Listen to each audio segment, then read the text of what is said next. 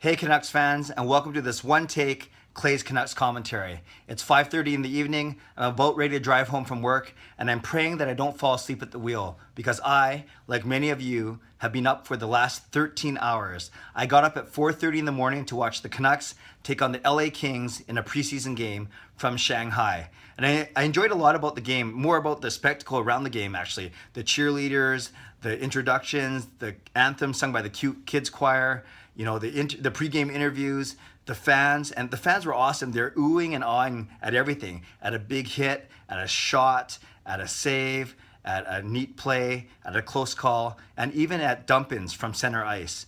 It made for really entertaining viewing. The game itself was just okay. We know that the Canucks lost 5-2, and we know that even though both the Canucks and Kings dress veteran lineups, that the game was sloppy at times. It was basically what you'd expect from a first preseason game from many of these players.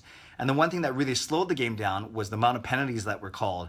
A lot of hooking, a lot of slashing, and not so much penalties, but even just straightening out the whole new face-off rules. And I kind of wonder what it would be like for a brand new fan sitting in the stands there watching this parade to the penalty box. And I hope it didn't taint their experience. And I know for the players, it must have been hard to get into a groove of rolling 4 forward lines, 3D pairings, and so on and so forth. So I'm looking forward to a better game, a smoother game, a more entertaining game this Saturday night. It's at 12:30, basically late Saturday, early Sunday. So for a night owl like me, that'll be way easier to stay up for than getting up for a 4:30 game. And this 12:30 game, this next one is going to be in Beijing, whereas today's was in Shanghai. So while the veterans are playing in China, let's talk about the guys that aren't in China. They're here in Vancouver in North America, and those are the rookies and the first years. And two guys I want to talk about really quickly are Brock Boeser and Jake Virtanen.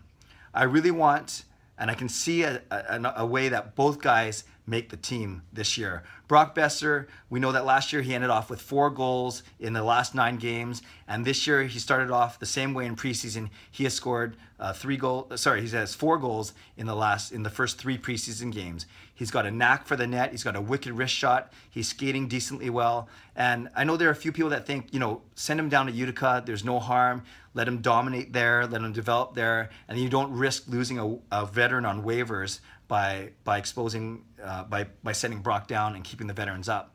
But I say, think of it the opposite way. For those people that are worried about stunting Brock's development by keeping him up with the big team, I worry more about stunting the team's development if you don't have Brock with the team. The one thing he does well is he scores goals. The one thing that the Canucks need more of is scoring goals. So let Brock sink or swim, so to speak. I know he's going to swim. I know he's going to do very well with the team, no matter who he's playing with, maybe with Horvat and Barchi. But whatever he does, keep him up with the big club, and let's see how he does. And you can always send him down sometime during the year and bring someone else up if he's struggling.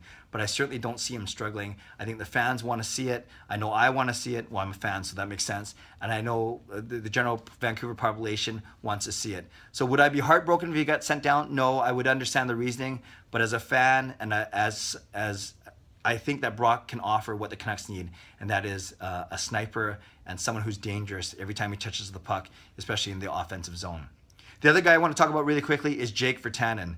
And he's one of my favorite players, not just because I got to meet him when we were filming our Christmas Carol from a couple of years ago. He's a really, really cool guy. You can tell he's worked on his game. He's come in leaner. He's come in a lot faster, a lot more disciplined, a lot more focused. And he's played very well in the preseason games that he's been a part of. And we saw that yesterday in the game against Calgary. He skated really quickly, and he did a wonderful back check to break up a 2-on-1 that Calgary had, and went and turned around to be a goal for the Canucks down at the other end. So whether it's skating hard through the neutral zone, through hitting, through making disciplined plays, and also showing a knack for a great touch around the net, now's the time for Jake Virtanen to make the team. I don't think he's as much of a lock as Brock Boeser may be. He's got to beat out a lot of other guys who are battling for fourth line minutes. That would be guys like Burmistrov and Dorsett and of course Virtanen himself, Anton Rodin, and you still have guys like Chaput, and Megna and Reed Boucher. All these guys that are in the mix. But I would love to see Jake Virtanen start on the fourth line, even if he's the first healthy scratch or second healthy scratch. If the Canucks carry 13 or 14 forwards to start off the year, I see it being a benefit for the team and for Jake to start the team, start off with the big club. Maybe it's just my own bias coming in, but I think he brings a grit, he brings a speed, and he brings a type of game that there's no other Canuck forward that right now that I could see actually doing the same thing that he can. You know, he could be as aggressive and as intimidating as a Dorsett, yet he's a lot faster than Dorsett, and he has the hands. He's shown that he has good enough hands to finish the pucks around the net. So who do I see? I know this is going to change a lot in the next 3 weeks, but of course you have the Sedins, you have Granlund, you have Eriksson, Sutter, Vanek, Barchi, Horvat, and Gagne. Then I see Boeser, so that's 10. For the last two, I see someone like Burmistrov, and then the 12th spot I see going to hopefully Jake Virtanen or Derek Dorsett, and then Anton Rodin being the 14th forward if they indeed carry 14 forwards and 7D. So what do you think? What were your impressions about the game in Shanghai? What are you looking forward to in the Beijing game? What do you think of Brock's play so far in the preseason?